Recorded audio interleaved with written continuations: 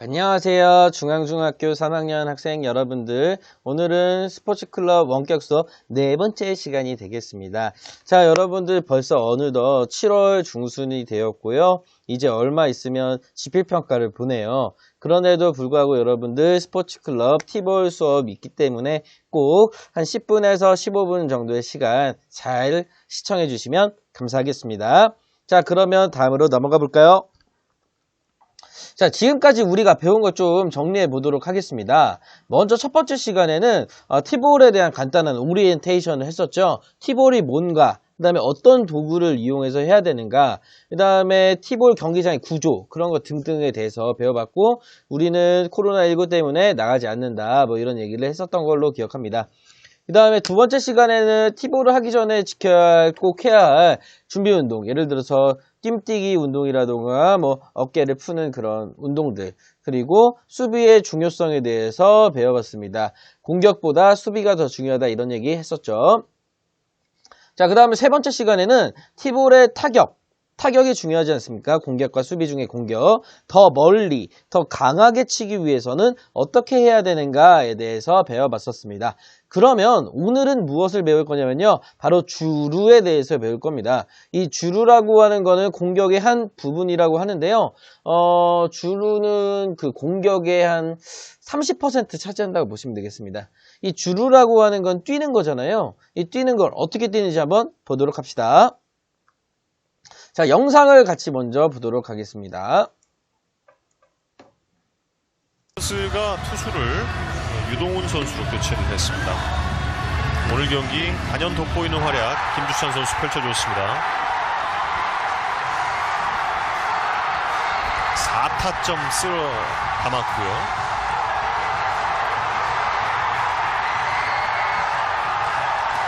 본인이 자, 여러분들 영상 15초 정도 되는 영상 시청했는데요. 다시 한번 볼 텐데요. 여러분들 어느 점에 특징이 있는지 잘 봐주시면서 영상 다시 한번 시청하도록 하겠습니다.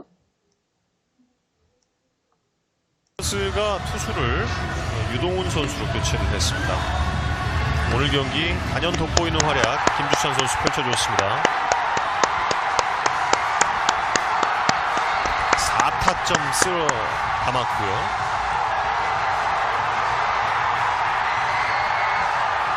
네, 여러분들 이 선수가 지금 다시 홈으로 돌아오는데 15초밖에 안 걸렸어요. 그럼 룰을 몇 개 밟았죠? 그렇죠. 1루, 2루, 3루, 홈 4개를 밟는데 계산하면 4초 정도씩 걸리는 것 같네요. 27m씩 정도 되니까 108m를 이렇게 각진 곳을 달려야 되기 때문에 15초. 와, 엄청 빠르죠? 그래서 이 주루를 할 때를 여러분들 잘 생각해 보시면서 오늘 수업을 들어주셨으면 좋겠습니다. 자, 주루를 할 때는 여러분들 꼭 필요한 게 이 다이아몬드를 도는 거예요. 1루, 2루, 3루, 홈 여기를 돌아야 되는데요. 이 1루, 2루, 3루, 홈을 돌 때 그냥 다이렉트로 직선으로 돌게 되면은 몸을 어떻게 해야 될까요? 그렇죠. 꺾어야겠죠. 이 꺾어야 되는 그런 불편함 때문에 어떻게 돌아야 될까요? 그렇죠. 회전을 주면서 돌아야겠죠. 그냥 딱 직선으로만 도는 게 아니라 이렇게 회전을 약간 주면서 이렇게 돌면은 빠르게 아까 그 선수처럼 뛸 수 있을 거라고 생각을 합니다. 그래서 이렇게 각져서 가는 게 아니라 약간 비스듬히 도는 것이 중요하다라고 하는 게 이 주루의 핵심이 되겠습니다. 자, 그러면요. 지금 사진에 보시면 왼쪽에 좀 덩치가 있는 사람, 그 다음에 오른쪽에 마른 사람이 있는데요. 어떤 사람이 더 주루에 유리할까요?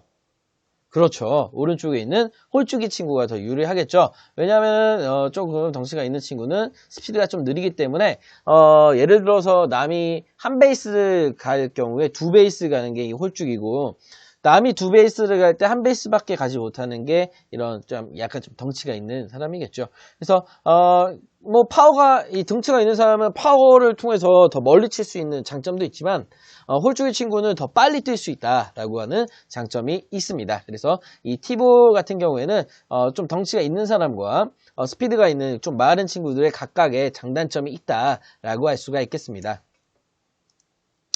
자, 그래서 주로 하는 방법은 아까 간단히 살펴봤는데요. 아까 얘기했던 것처럼 약간 타원을 그리면서 1루를 밟고 2루 이렇게 갔다가 3루 이렇게 돌아서 홈으로 이렇게 돌아오는 약간 회전을 주면서 돌아주시면 좋을 것 같습니다. 근데 이 귀루라고 하는 게 있어요. 여러분들 주루라고 하는 거는 1루, 2루, 3루 홈을 향해서 달리는 건데 다시 돌아가야 되는 경우가 있다라고 할 수가 있어요. 다시 돌아가는 경우는 어떤 걸까요? 예를 들어서 이제 타자가 공을 쳤을 때 이제 주자들은 뛰겠죠. 하지만 그거를 바로 다이렉트로 땅에 터치하지 않고 바로 잡는 경우에는 아웃이 되기 때문에 돌아가야 돼요. 그래서 자기가 원래 있었던 루로 돌아가는 걸 귀루라고 합니다. 그래서 귀루까지 살펴보았습니다.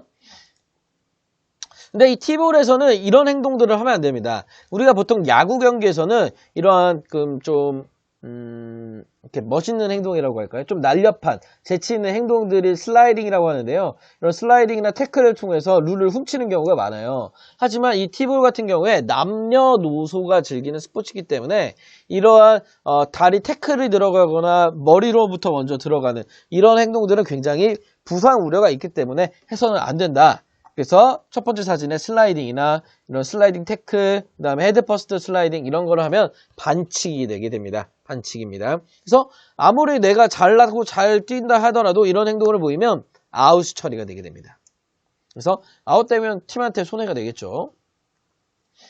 그 다음으로 주자가 진루하는 경우 타자의 타구가 그 다이아몬드 안에 들어오는 인플레이 타구인 경우에 주자가 진루를 하고요.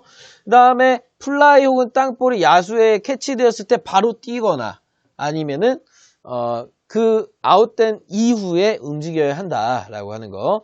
그 다음에 페어볼이 심판이나 주자에 닿았을 경우에도 이 야구와는 약간 다르게 주자가 진루할 수 있습니다. 그래서 심판이나 주자에 닿았을 경우에는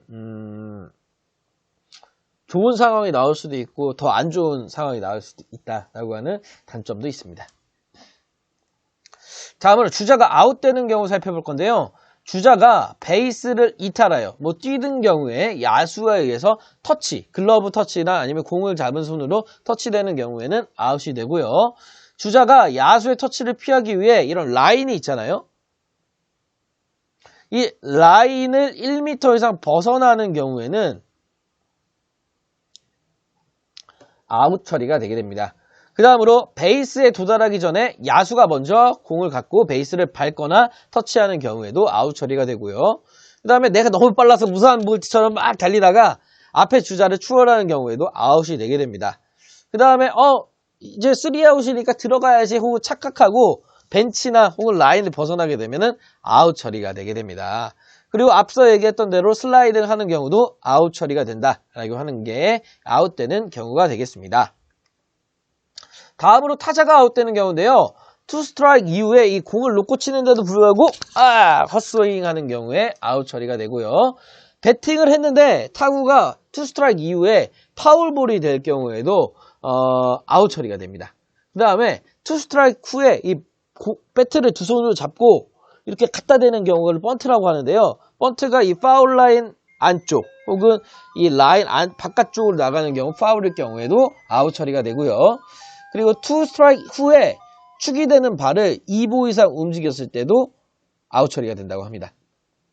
그리고 파울 타구가 야수에 의해 캐치되는 경우 배트를 의도적으로 서클 밖으로 팍 던져버리고요. 이럴 경우에도 아무리 홈런이 나와도 아웃 처리가 됩니다. 그 다음에 타수 내가 원래 5번인데 6번에서 치는 경우 내가 잘 치니까 먼저 치겠다. 반칙으로 아웃이 되는 경우가 있습니다. 오늘까지 여러분들 공격, 주루, 수비에 대해서 알아봤는데요. 다음 시간에는 심판의 그 역할과 심판의 그런 수신호들이 있어요. 그 수신호에 대해서 알아보려고 합니다. 그러면 다음 시간에 만나요. 안녕.